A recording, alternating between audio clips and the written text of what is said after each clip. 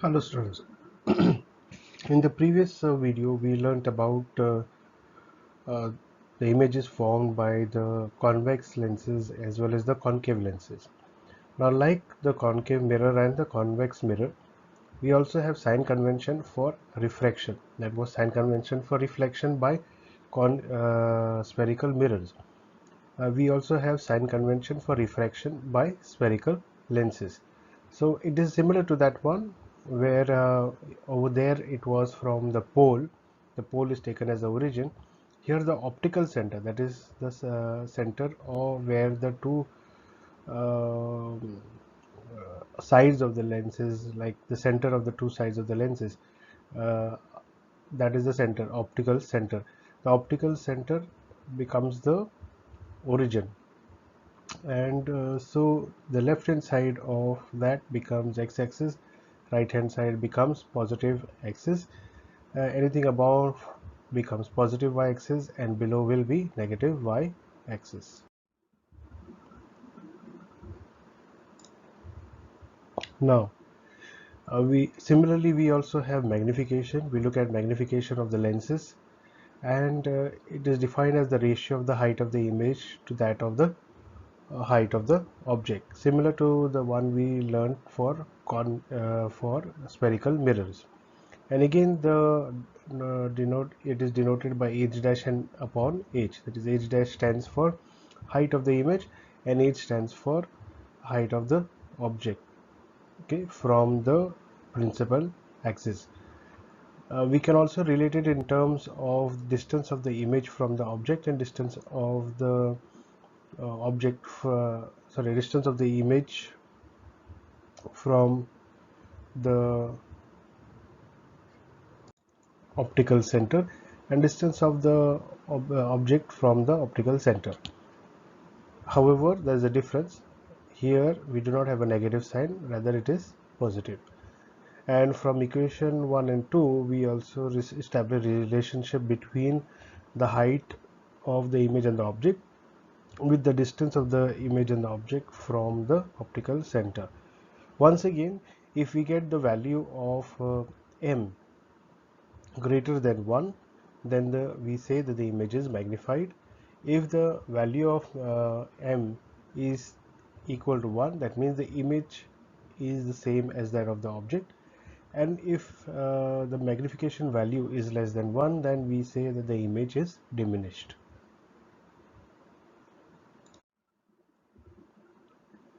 Once again, we have some tips to remember in case of since we are discussing about the sign convention. What we see is that the object height is always positive. Now remember one thing, for object height, again, like how it was for the mirrors, for lenses too, always has to be positive. It can't be negative. The image can be positive or negative, but the object always has got to be positive. When we come to the image height, we see over here that when the image is real, okay, then it is always negative, but when it is virtual it is always positive. Again, when object of the distance from the optical center, in case of the object it is always negative, but in case of the image, okay, if it is real, okay, if it is real, then it is always positive, but when it is virtual it is always negative.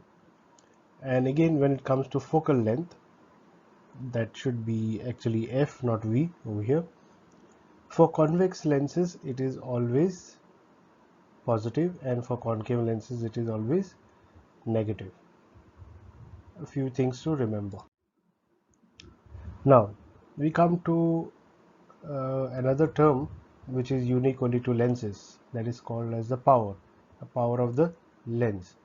You may have actually heard people discussing, if you are not wearing specs, if you're wearing specs then you will know about it, but if you are not wearing specs and someone in your household is wearing, maybe your parents or grandparents or some elderly people, maybe who have a vision problem, okay, or an eyesight problem, then they would be wearing specs. And when they wear spectacles, those spectacles are made up of lenses. Those lenses have particular powers. Okay, so those that power of that lens is decided based on how weak is your vision or your eyesight. Okay, and to adjust certain parameters in your eyesight, we have that power of lens. So in case of power of lens, the definition is the degree of convergence or divergence of light ray achieved by a lens is known as the power of lens. So it is used like for adjustment. So sometimes certain people can see things far away, but they can't read a book, and sometimes there are people who can read a book but can't see things far away. So you need different lenses for different people. Basically what you need is also a power, okay, that decide, because even if you say that okay, there are two people who can read a book but can't see far away, the degree to which they can see or cannot see will vary from one person to another. So if a person A can see 100 meters, not necessarily person B will be able to see 100 meters. He may be able to see just 50 meters.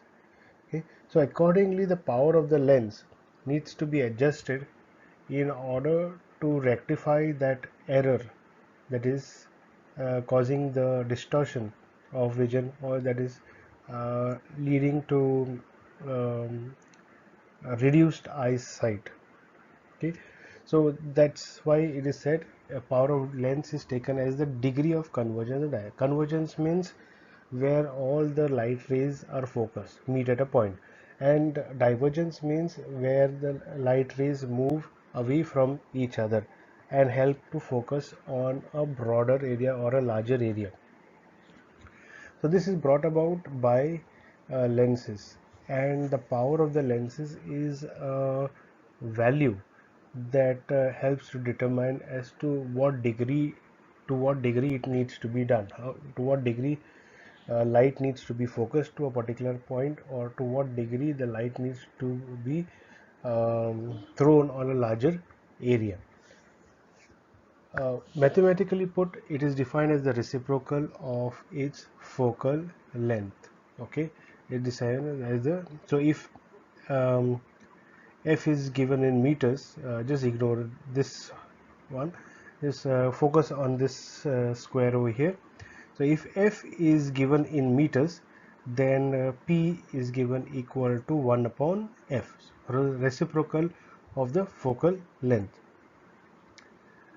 But if f, that is focal length, is given in centimeters, sometimes it will be given in meters, sometimes in centimeters, but if it is given in centimeters, then we need to actually multiply this particular uh, fraction with 100. So this is the same, it is 1 into 100 gives us 100 upon f. The reason for f multiplying it with 100 is to convert that centimeter to meter. Okay, if it is given in meters, because all values uh, when we speak about power of the lens, we use meter as the standard value of the focal length, standard unit, I mean, of the focal length to calculate the power of a lens. However, the power of a lens, the unit of power of a lens is not meters. Okay, it is actually given by the letter D, or it is known as diopter. Okay, so you just need to know D. So if let's say you get the power of the lens as something like say 2, so we always need to write the unit which is 2D, or 1D, 2D, 3D, or 3.5D, 4.5D, something like that. Okay, but the unit, writing the unit is critical, important, because otherwise it can mean anything. So unit tells you that it is the power of lens we are talking about or trying to solve that particular problem. So do not forget to write this. Remember, the unit of power is not meters, centimeters, anything. Okay, it is always D. So it is known as the SI unit of power. SI stands for International Standard, or Standard International.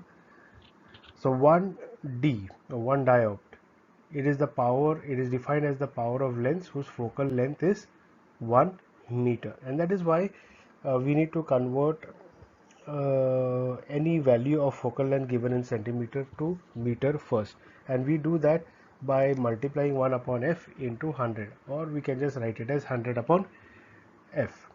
Okay, so what you see over here as 1d equal to 1 upon 1 meter. 1 meter is actually referring to the length of unit of the focal length.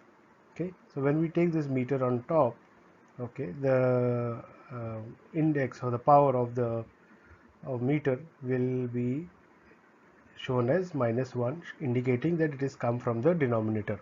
Okay, so remember, power of the lens is actually the degree of convergence or divergence of light ray, and in terms of mathematically speaking, it is one diopter, that is the unit of power, is defined as the power of lens whose focal length is 1 meter. So this definition is likely to come in the exam, and hence it will be nice if you learn the definition of power of lens and what is 1D or 1 diopter as well.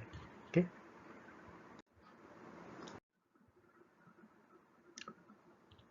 Next. Okay. Now so we have learnt about the axis, wherein we have positive and negative axis. So similarly, the power of a convex lens which is a converging lens, okay, will always be positive. Why is it positive? Because the focal length is positive. And why is the focal length positive? Because it is on this side. Okay, so focal length is always positive for a convex lens, and hence the power of the convex lens will always be positive. What about the concave lens? Concave lens, which is a diverging lens, the power of a diverging lens is always negative.